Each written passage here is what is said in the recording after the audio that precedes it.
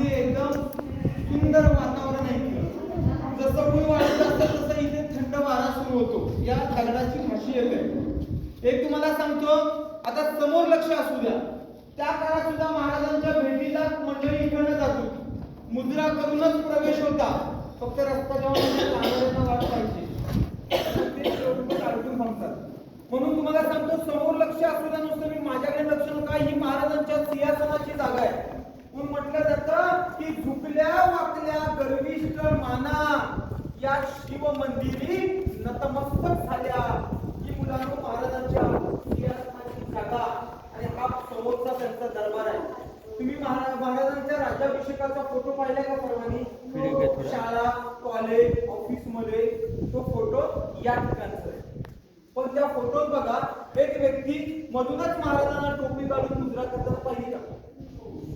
तो म्हणजे व्यक्ती इंडिया ईस्ट कंपनीचा वकील हेनरी ऑक्झेटन हा वकील आला होता. व्यापारासाठी सवलत त्यावेळेला रोखलं होतं का? पायी त्याला असेल. पण राज्याभिषेकाच्या घाई गडबडीमध्ये रायगडावर त्याला तिथे कोणीच उत्तर न दिल्याने गडावर तो 22 दिवस राहिला होता शिवून. त्याने त्याच्या डेली डायरी मध्ये लिहिलंय की याच ठिकाणी शिवाजी महाराजांचं पूर्वी 32 मन सोन्याचं सिंहासन होतं. मन म्हणजे समजलं? 32 मन. एक मन म्हणजे 40 किलो. 32 मनाचं वजन करा किती होतं?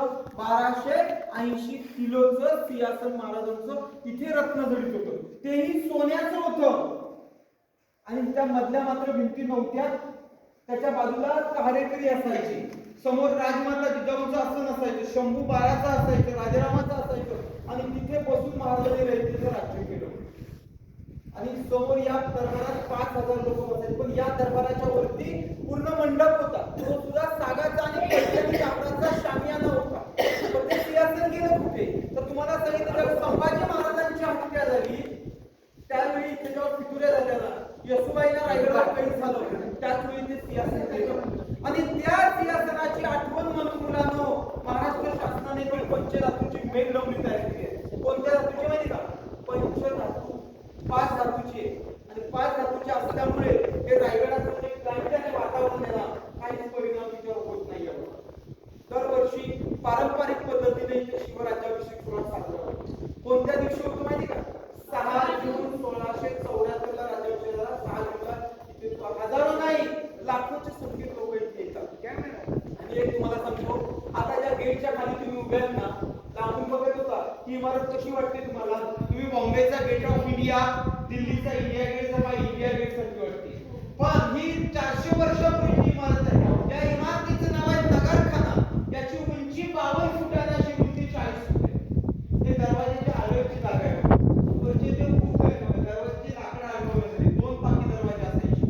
महाराजांना येताना होईल ना तशा पद्धतीचे असायचे बघा. पण दरबारात जाणारे लोक इकडनं जायचे. शिवाजी महाराजांच्या राज्याभिषेक आज बघा तुमच्या इथे एखादं लग्न असेल, काही कार्यक्रम असतील किंवा मंडप जायचं करतो ना, त्या मंडपाच्या दरवाजासमोर काही मूर्त्या उभ्या करतो. कोणासाठी करतो? येणाऱ्या पाहुण्यांच्या स्वागतासाठी. शिवाजी महाराजांच्या राज्याभिषेकाला जी लोक इकडे येत होती त्यांच्या स्वागतासाठी या दरवाजाच्या समोर 2 हत्ती सजून उभे केले होते. हत्ती हा छोटा प्राणी असतो का? मोठा प्राणी. मी हत्ती आले कसे तुला मगाशी म्हणतो आपल्या सगळ्यांचे जिजाऊ साहेबांचा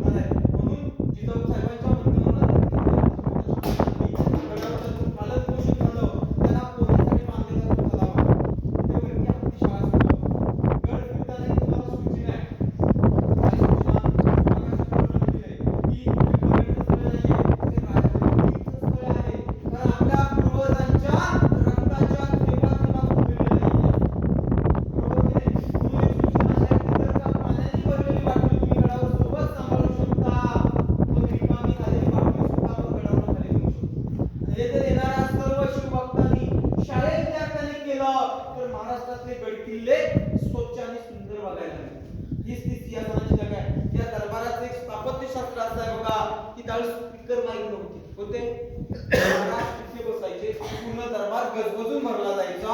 तिथे हळूहळू बोललं तर शेवट बसते बसलेल्या गर्दीपर्यंत ऐकायला येईल आणि आजही त्याचं तुम्हाला प्रत्यक्ष कारण गर्दी नाहीये तो दाखवू शकतो.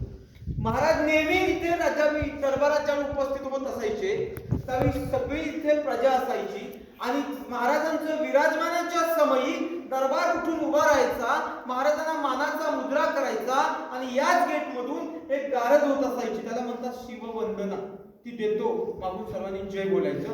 फक्त लक्ष समोर असू द्या आणि नंतर तुम्हाला तिकडे जायचंय, तिथं आपला बाजूला काढायचे, सगळ्यांनी शांत थांबायचं.